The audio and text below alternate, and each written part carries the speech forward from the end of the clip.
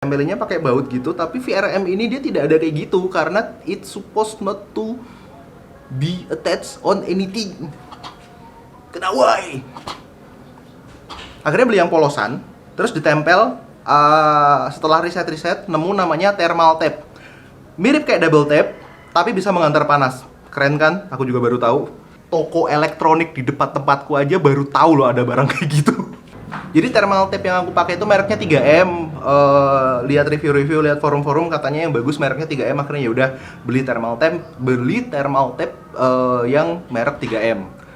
Aku potong-potong, just kayak masang sesuatu pakai double tip gitu aja. Potong, kletek, tempel, selesai. Terus karena udah nanggung, akhirnya ini apa? Solusi ke-5. Ya itulah pokoknya. Selanjutnya, solusi ke-5 kayaknya. Sekalian aja SSD-nya aku modif aja sekalian, bukan modif sih, cuma nambahin heatsink doang. Heatsink SSD harga 14.000 dan itu lucu ternyata pakai karet.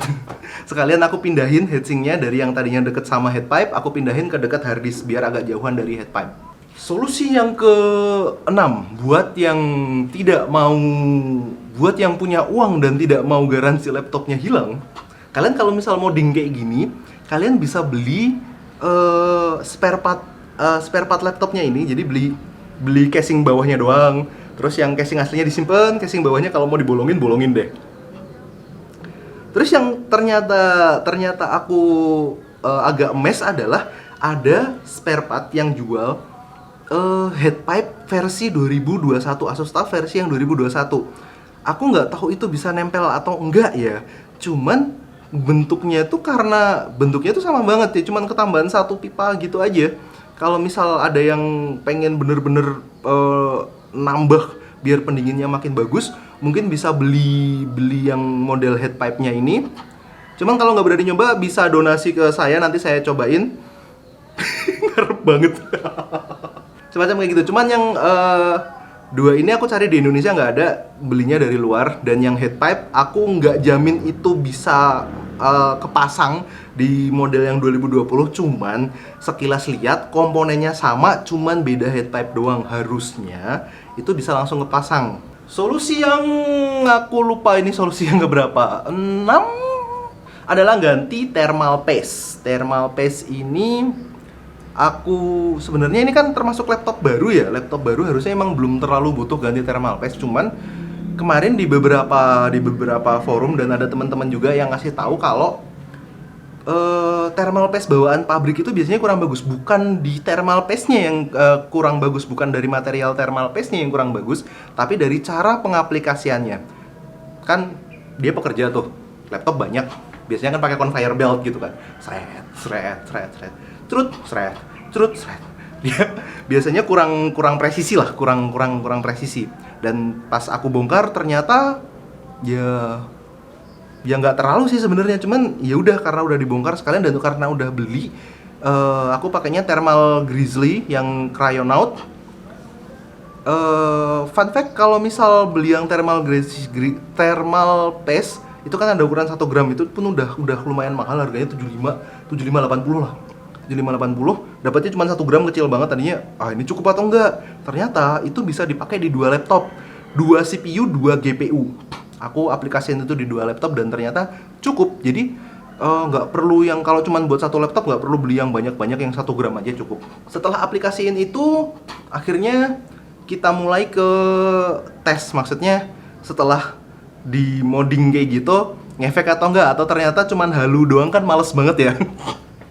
Oke, tes yang pertama adalah laptop ini belum diapa-apain. Di rumah aku tidak punya meja karena masih ngekos, tidak punya meja sendiri. Tadinya mau di lantai, cuman kalau di lantai itu kan dia ubin itu kan dingin biasanya, takutnya mempengaruhi tesnya. Biasanya ubin kan dingin kan, ubin dingin. Ada saat dia dingin, ada saat dia nggak dingin. Mungkin pas tes pertama pas dia dingin, oh tesnya segini. Tes yang kedua ubinnya tidak sedingin yang tadi, oh tesnya segini. Jadi biar adil, akhirnya pakai kardus.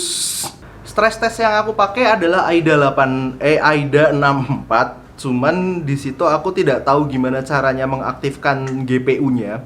Di stress testnya bilang kalau GPU-nya udah di stressin, tapi di Task Manager tidak terlihat kalau itu diaktifkan. Jadi ya udahlah, nggak apa-apa. Lagian headlamp-nya juga saling kehubungan. Panasnya juga bakal ketransfer kemana-mana. Jadinya ya udah, aku cuman stress test buat CPU aja. Oke, ini buat yang originalnya. Jadi yang buat originalnya itu di idle-nya, posisi belum aku modding, belum aku ganti apa-apa. Di idle-nya itu sekitar 41 sampai 45 derajat Celcius. Setelah di stress test 5 menit, suhunya ke 96 derajat. Nah, terus di sini baru tahu satu fakta menarik. Asus TUF ini mungkin beberapa hampir sebagian besar laptop-laptop zaman sekarang itu, jadi yang dipakai adalah CPU throttling. CPU throttling itu buat yang belum tahu, dia adalah menurunkan kinerja CPU biar derajat suhunya tidak naik.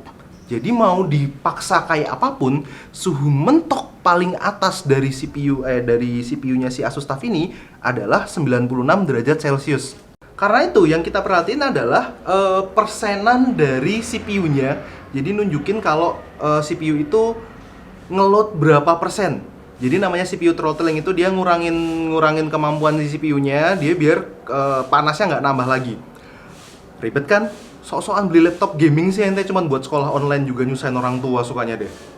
Oke, ulang dikit yang tadi ya. Jadi yang buat originalnya, versi originalnya, ketika idle dia panasnya sekitar 41 sampai 45 derajat Celcius. Kemudian setelah stress test dia di suhu 96 derajat Celcius. Habis itu CPU-nya setelah 5 menit dia cuman bisa ngeload sekitar angka 70-80 ke bawah lah, 78%.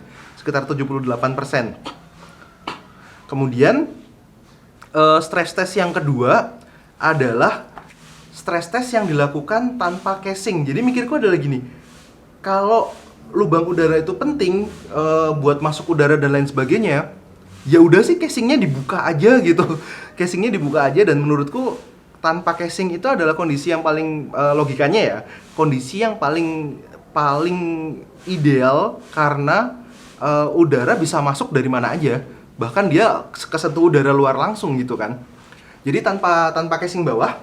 Tanpa casing bawah itu di idle-nya sekitar sama 41-45 juga. Jadi emang suhu idle-nya mungkin sekitar 40-an segitu. Kemudian setelah di stress test selama 5 menit, suhu puncaknya sama 96 derajat Celcius. Kemudian CPU-nya dia masih ada di angka 90%. Jadi niatnya ini yang buat pembanding. Jadi nanti ketika casing udah modding itu, ketika udah modding, kita bandinginnya adalah yang dengan yang tanpa casing bawah ini. Lebih bagus, lebih jelek, mendekati, atau malah lebih jelek banget. Nanti, sabar. Oke, setelah di mod yang tadi, casingnya dibolongin, nambah heatsink VRM, nambah ganti thermal paste, dan lain sebagainya. Terus nyoba di run, idle-nya sama ya, sekitar 40-an lah, 41-42 gitu. Terus setelah di stress test selama 5 menit, ternyata hasilnya jelek cuy. Ini malah di bawah dari yang originalnya. Maksudnya mikirnya kan dari awal karena ini udah modding untuk ke arah yang lebih baik, hasilnya berharapnya kan lebih bagus ya, tapi ternyata lebih jelek. Jadi kalau pas yang original tadi dia setelah stress test 5 menit itu di angka sekitar 78% CPU-nya, setelah di modding itu cuman sekitar 70% aja. Malah sering di bawahnya 70%. Berarti moddingnya gagal. Nanti dulu. Hipotesanya adalah gini. Kan udah ditambahin lubang di bawahnya dengan asumsi si teknisinya Asus, mereka udah bikin ini gimana caranya kalau misal ditaruh di meja sirkulasi udaranya mencapai yang paling maksimal gitulah. Tapi setelah kita modif kan terus ngawur tuh kan sirkulasi udaranya kan. aku tambahin bantuan aja sekalian. Jadi aku naikin casing belakangnya, aku ganjel, kasih ganjel biar dia naik. Jadi ruang udara di bawahnya itu lebih banyak. Ini harusnya aku lakuin juga pas sebelum aku bolongin ya. Mungkin kalau ada yang belum bolongin dan pengen nyoba ya boleh coba. Jadi bandingin ditaruh di meja sama yang diganjel jadinya kayak apa. Nah, yang diganjel ini hasilnya ketemu di 8,5 menit stress test, hasilnya ketemu di 85%. Jadi ini deket banget sama 90% sih yang tanpa casing tadi, dan jauh daripada idealnya pas kondisi original di 78%. 85% itu ya lumayan banget lah. Dan setelah aku pakai beberapa kali, aku sering render video, sering edit dan lain sebagainya, itu jarang banget CPU sampai 100% tuh. Kesimpulannya gimana? Jadi kesimpulannya buat kalian yang pengen tertarik sama Asus TUF gaming yang terutama yang model A15, karena aku cuman pernah bongkar yang model A15 ya. Kalian beli yang versi 2021.